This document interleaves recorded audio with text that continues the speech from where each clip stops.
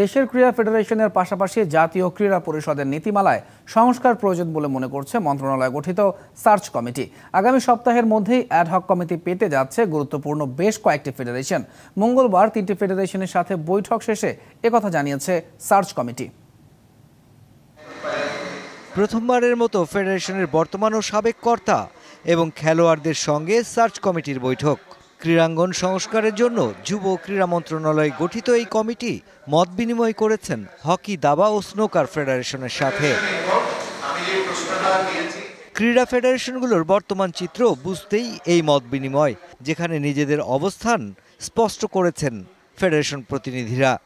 আলোচনা করার বিষয় ছিল, যার যার মত শেষে দিছে এবং আমার মনে হয় is a very good discussion. নতুন দিক উন্মোচন হয়েছে, বিশেষ করে যে ফেডারেশনগুলা, প্লেয়ার, ইভেন আম্পায়ার্স, অর্গানাইজার সবাই সবার মনের কথাটা খুলে বলতে পেরেছে।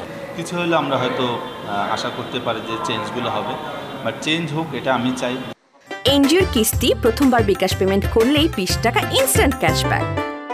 ক্রীড়াঙ্গনের সংস্কারে প্রয়োজনে বেঁধে দেওয়ার সময় বাড়ানো হবে।